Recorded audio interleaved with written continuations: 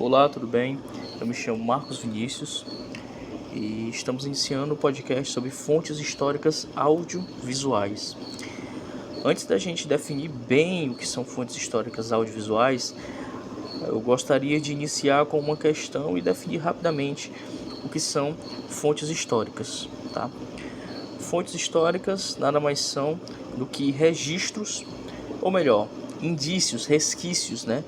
Marcas deixadas por uma determinada cultura, uma determinada sociedade e que acabam virando registros mesmo, documentos algumas vezes, que podem facilitar o estudo do historiador, do pesquisador, do arqueólogo e definir características de como era a sociedade no passado, né?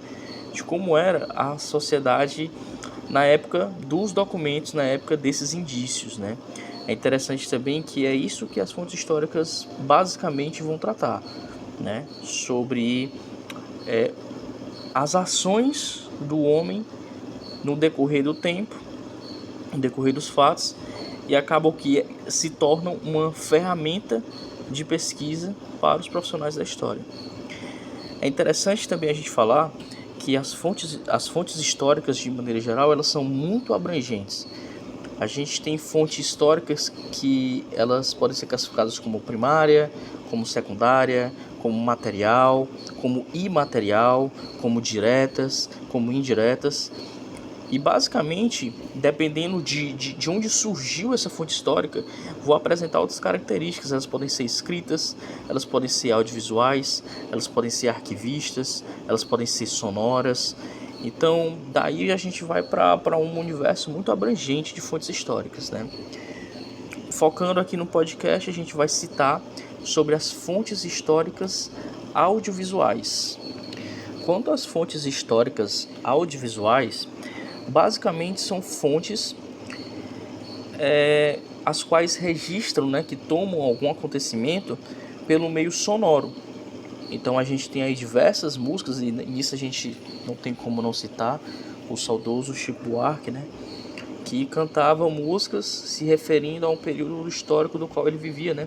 A gente tem também, por exemplo, as músicas de Luiz Gonzaga, né, a saudosa música Asa Branca, né, que retratava o período da seca, o período que ele vivia ali no Nordeste, né.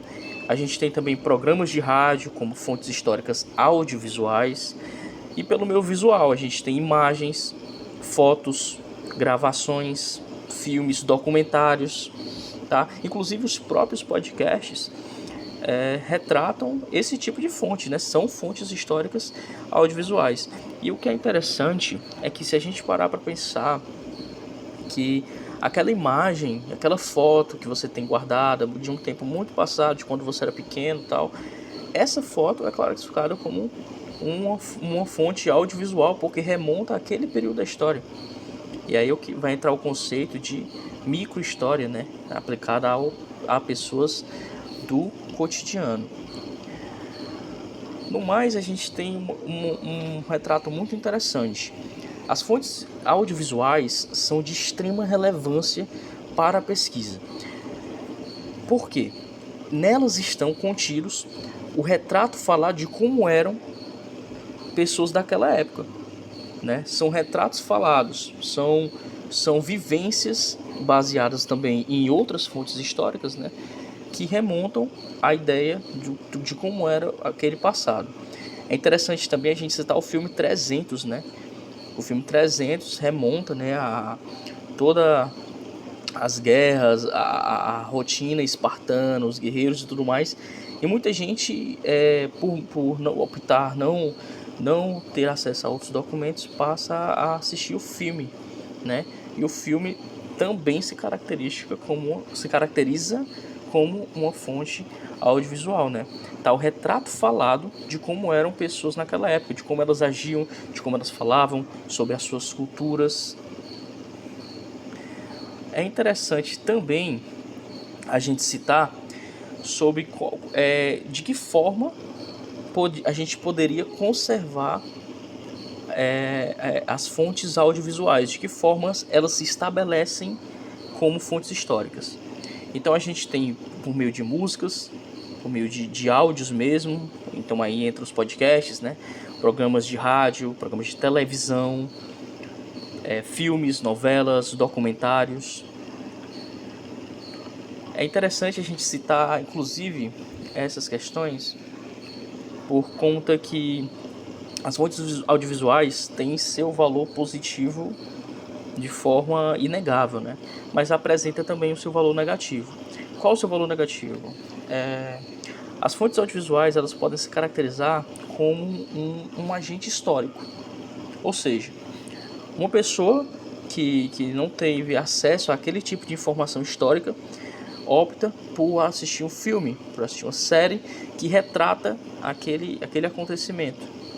Acontece que por muitas vezes aquele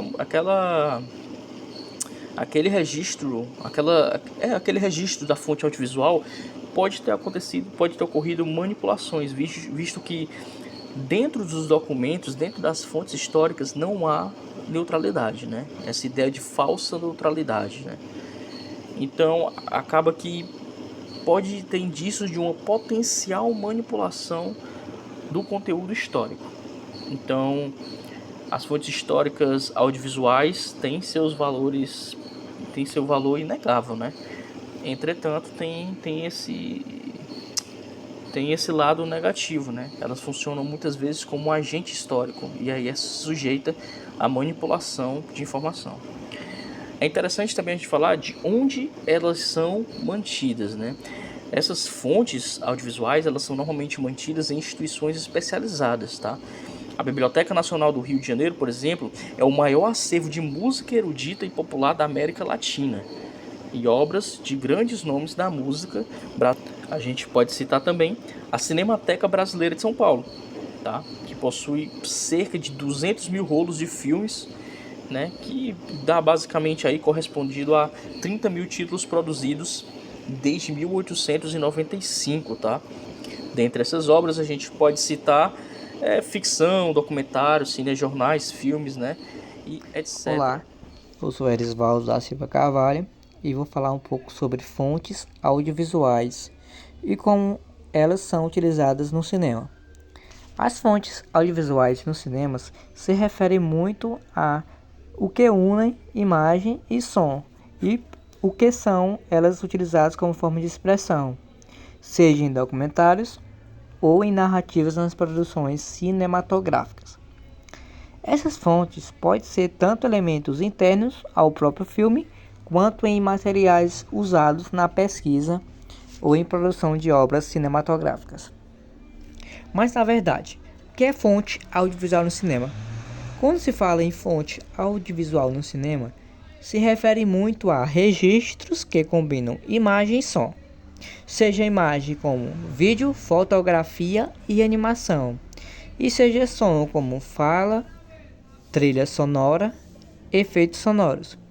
No cinema, essas fontes audiovisuais podem ser consideradas como em filmes de ficção, documentários, noticiários filmados, em também gravações de rádio usadas em filmes ou entrevistas em vídeos. E qual é a função da fonte audiovisual no cinema? A fonte audiovisual no cinema tem a função de narrar histórias, como nos filmes de ficção ou biografias, tem a função de documentar realidades, como nos documentários, e resgatar o passado, usando imagens de arquivo ou gravações antigas, que conta realmente essa história. E também ela pode educar e informar, como nos filmes educativos, históricos ou científicos. Olá, me chamo Maria Eduarda Souza Normandi e hoje eu vou falar mais um pouco sobre um dos exemplos de fontes audiovisuais. Temos como um dos exemplos de fontes audiovisuais a música, que é uma ferramenta importante que pode expressar uma história de diferentes formas. Nela reflete a cultura, a sociedade, a memória, sem falar da sua contextualização de determinados eventos. Como trabalhar esse tipo de fonte? Bem, O historiador busca entender o contexto social, político e cultural em que foi criada. Ela reflete e influencia a época. A música é um elemento também capaz de informar e expor as ações humanas ou suas histórias, suas necessidades. E muitas das vezes o historiador foge dos métodos e optam sempre em pegar a letra e focar exclusivamente nela. Com isso ocorre um erro metodológico, por escolha de apenas um método,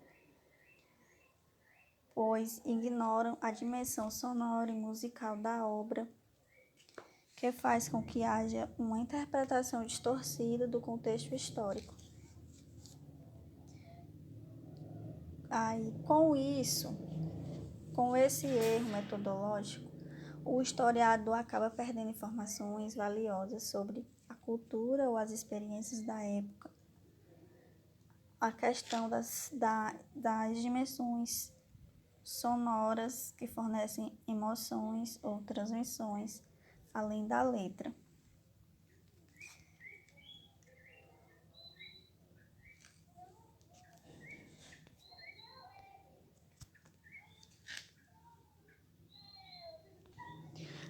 As trilhas sonoras dos filmes, por exemplo, é uma das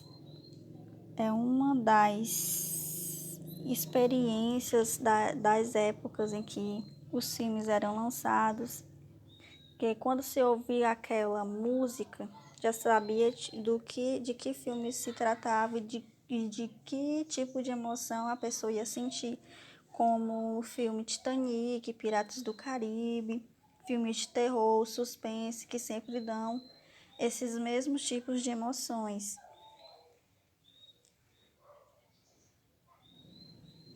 Entender também como a obra musical e como a sua contextualização foi feita é fundamental, porque dentro desse contexto pode-se saber como foi produzido esse tipo de obra. A indústria do entretenimento, por exemplo, ela trabalha com diálogo entre a sociedade, tenta buscar saber o que a sociedade está pensando, tornando a obra musical em forma de interesse e influenciando dentro dessa sociedade. No caso de algumas produções, cito aqui uma brasileira, que produz uma certa música a partir do contexto da ditadura. Uma dessas músicas é de Raul Seixas, Metrô, linha 743. Nessa música é um relato de como era a ditadura militar e as perseguições de quem tinha pensamento próprio e o expressava.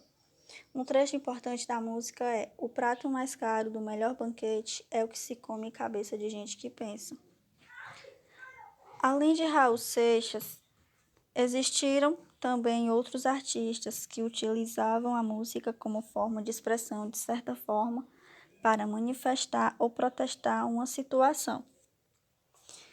Além dessa expressão que eles queriam transmitir, que eram além da sua criatividade em determinados períodos, deve-se haver uma cautela para o estudo desse tipo de contexto produzido e, com isso, os historiadores conseguem distinguir em que período, por que aquela situação ali foi citada.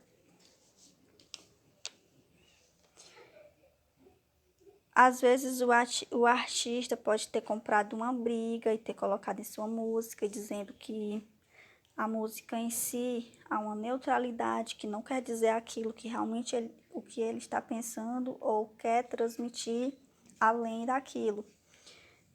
Com isso, há certos poderes institucionais veem isso como um tipo de ameaça ao seu governo. Eles também sempre faziam com que haviam censuras de certas músicas, também de certos certas publicações de jornais. Algumas letras também foram alteradas para depois serem divulgadas. E com a conclusão, se há interpretação sobre conflitos, torna mais claro e objetivo o trabalho do historiador em relação a essa neutralidade no contexto, o que muitas vezes para a música às vezes passa despercebida por não ter essa metodologia em si ao estudar o contexto e além do que ele quer transmitir, de onde a obra surgiu, a partir de quê, de que período. A música traz consigo uma ampla bagagem cultural, como a arte, emoção, contextualização de eventos históricos, entre outros. Ela é muito importante para a sociedade, porque influencia e conecta o ser humano diante daquela situação ou evento que está acontecendo.